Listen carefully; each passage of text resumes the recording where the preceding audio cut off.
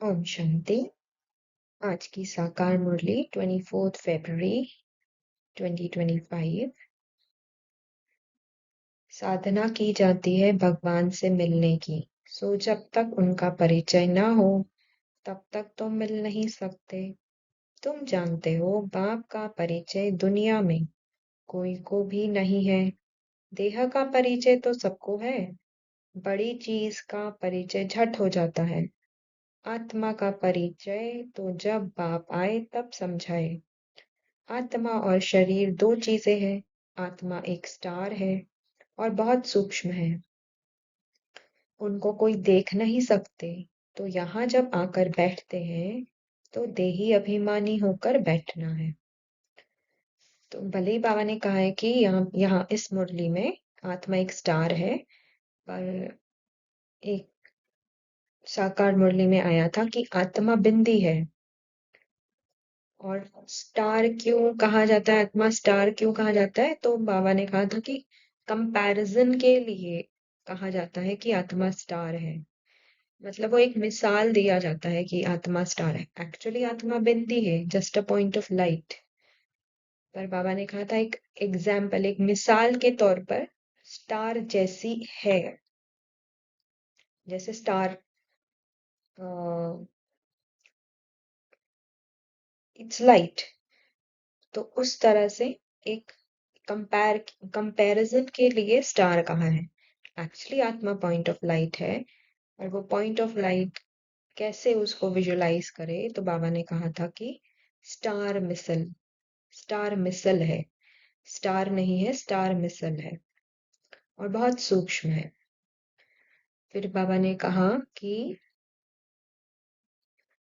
जब तक भगवान का परिचय ना मिले तब तक मिल नहीं सकते, और भगवान का परिचय मिल भी गया तो भी बाबा से मिल नहीं सकते जब तक। तो विधि, बाबा से मिलने की विधि है अपने को आत्मा समझ हम बाबा को याद करें। तो जब तक मैं अपनी सोल कॉन्शियस स्थिति में स्थित नहीं होती तब तक बाबा मिल नहीं सकता। तो मुझे अपनी सोल कॉन्शियस स्टेज में रहकर फिर ही मैं जब बाबा को याद करती हूँ तो बाबा मुझे मिलता है। ये विधि है, इसके अलावा बाबा मिल नहीं सकता। बॉडी कॉन्शियसनेस में, रोल कॉन्शियसनेस के लेवल पे बाबा नहीं मिल सकता।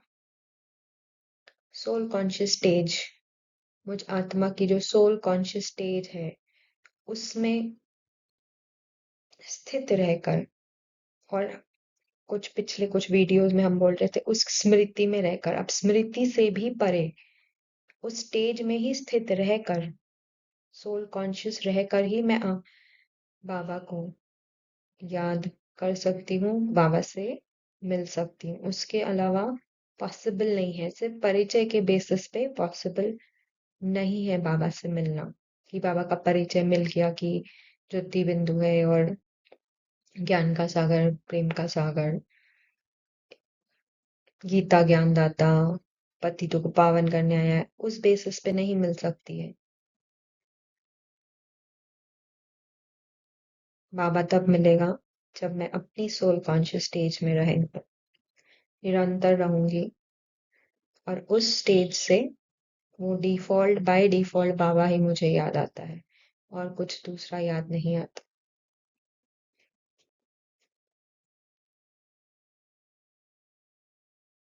आज का अव्यक्त इशारा, एकांतवासी बनना अर्थात चारों ओर के वाइब्रेशन से परे चले जाना। कई ऐसे होते हैं जिन्हें एकांत पसंद नहीं आता, संगठन में रहना, हंसना बोलना ज्यादा पसंद आता, लेकिन ये हुआ बाहर मुक्ता में आना। अभी अपने को एकांतवासी बनाओ अर्थात सर्व आकर्षण के वाइब्रेशन से अंतर्मुख बनो। अब समय ऐसा आ रहा है जो यही अभ्यास काम में आएगा। अगर बाहर की आकर्षण के वशीभूत होने का अभ्यास होगा तो समय पर धोखा दे देगा। अभी पहली बात हमें यहाँ पे समझना होगा कि अंतर्मुखता क्या है और बाह्य मुक्ता क्या है। इसके लिए हमने एक सेपरेट वीडियो बनाया है जिसकी लिंक हम यहाँ शेयर कर रहे हैं। तो पहले आप उसको देखें, क्योंकि अ, हम में से बहुतों को ऐसे लगता है कि बाह्य मुक्ता मतलब बाहर की दुनिया जो आंखों के द्वारा दिख रही है, हम उसको ही बाह्य मुक्ता समझते हैं। पर बाह्य मुक्ता सिर्फ वही दुनिया वो ही नहीं है। बाह्य मुक्ता है मुझ आत्मा का जब अटेंशन अपने ऊपर, अटेंशन ध्यान अपने ऊपर से हटा हुआ होता है और मन के लेवल पे बिजी होता है। मन ने भी जो दुनिया क्रिएट की हुई है, मन ने जो दुनिया रची हुई है, उसमें उसमें जब मुझ आत्मा का टेंशन खोया होता है, ध्यान खोया होता है, वो भी बाह्य मुक्ता की स्टेज है। आप उस वीडियो को देखें क्योंकि ये समझना बहुत इम्पोर्टेंट है।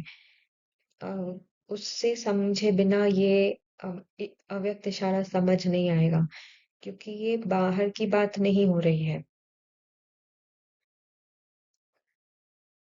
जो कह रहे हैं कि अपने को एकांतवासी बनाओ, अर्थात सर्व आकर्षण के वाइब्रेशन से अंतर्मुख बनो। ये आकर्षण का वाइब्रेशन, ये समझना बहुत बहुत जरूरी है,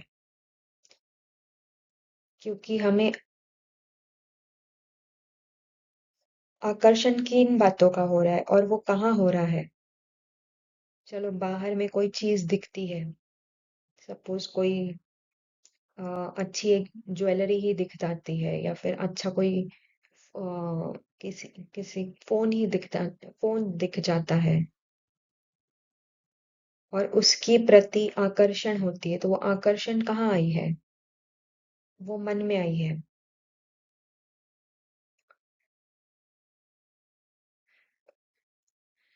और वो एक वाइब्रेशन के रूप में रहती है।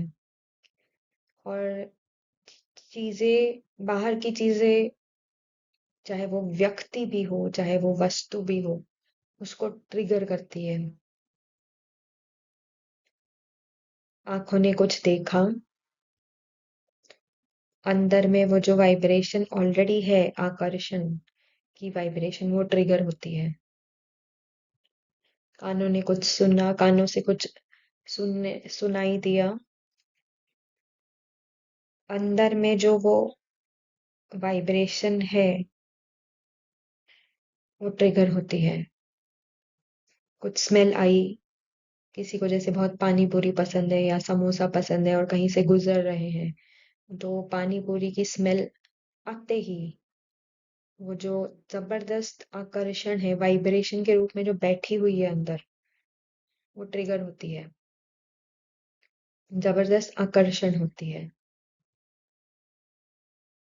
तो ये तो हुई बाहर की दुनिया के लेवल पर, जो हमें चीजें या कोई व्यक्ति ट्रिगर करता है, आकर्षण ट्रिगर करता है हमारे अंदर। पर बहुत सारी ट्रिगर्स हमारे मन में ही हैं। मन के लेवल पे कुछ यादें ताजा होती है और उसके बेसिस पे एक package of thoughts, feelings, emotions trigger होते हैं, जो वाइब्रेशन के रूप में बैठे हुए हैं अंदर। और वो बहुत जबरदस्त अपनी तरफ आत्मा को आकर्षित करते हैं, आत्मा का ध्यान खींचते हैं अपनी तरफ, और आत्मा उसमें फिर फंस जाती है, खुद को भूल जाती है, बाबा को भूल जाती है। और जैसे ही खुद को भूलती है तो बाबा भूल जाता है, ऑटोमेटिक डिफॉल्ट सेटिंग है वो। तो खुद को जैसे ही भूलती है, मतलब आत्मा का जो ध्यान है वो मन के लेवल पे जो दुनिया मन ने दिखाई, उसमें उसकी तरफ आकर्षित हो जाता है। तो आत्मा रोल के और बॉडी के कॉन्शियसनेस में फंस जाती है, और रोल के कॉन्शियसनेस में जो भी वो रोल के लेवल पे, जैसे इसका रोल है सिद्धि का, तो सिद्धि के लेवल पे जो यादें, कोई कोई पुरानी याद ट्रिगर हो गई किसी की, किसी फ्रेंड की ही ट्रिगर हो गई, कि बचपन में हम ऐसे खेला करते थे, कितने बड़े अच्छे दिन थे और बड़ा मजा आता था। ऐसे ऐसे मतलब उस पुरानी बातों में आ, मन जाता है। मन वो पुरानी यादों को ताज़ा करता है और फिर उसके पीछे संकल्प चलते हैं, फिर फीलिंग्स भी शुरू हो जाती है। वो खुशी की फीलिंग आने लगती है, एक्साइटमेंट की फीलिंग आने लगती है, मज़े की फीलिंग आने लगती है, जो वाइब्रेशंस के रूप में ही अंदर बैठी हुई है। और फिर वो आत्मा को ज़बरदस्त अपनी तरफ आकर्षित करती है, आत्मा के ध्यान को, आत्मा को नहीं, आत्मा के ध्यान को। और आत्मा का ध्यान अपने ऊपर से हट के बाबा से हट के उस मन की दुनिया जो याद बैठी हुई थी, अब वो याद पूरे जैसे मन के स्क्रीन पर पूरा 3D मूवी चल रही है, उसमें आत्मा का ध्यान खो जाता है और फिर आत्मा खुद को भूल जाती है। और खुद को भूल गई तो बाबा भूल ही जाता है वैसे भी।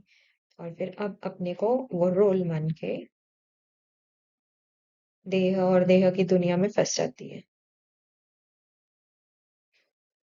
और ये सारा क्या है? ये वाइब्रेशंस के रूप में बैठा हुआ है। उस समय वो 20 साल पुरानी बात, वो वाइब्रेशंस के रूप में बैठी हुई है, वो सारी ट्रिगर हो गई। तो बाबा कह रहा है अब इसमें अव्यक्त इशारे में कहा जा रहा है एकांतवासी बनाओ, अर्थात सर्व आकर्षण के वाइब्रेशन से अंतर्मुख बनो। सर्व आकर्षण के वाइब्रेशन से अंतर्मुख बनो। बहुत सूक्ष्म बात है ये। अगर बाहर की आकर्षण के वशीभूत होने का अभ्यास होगा तो समय पर धोखा दे देगा। मतलब ये मन के लेवल पे जो भी आकर्षण हो रही है, उसमें अगर हम फंस गए, आकर्षित हो गए, तो ये समय पर हम नष्टो मोह स्मृति स्वरूप नहीं बन पाएंगे। इसका ये अर्थ है। अच्छा, ओम शांति।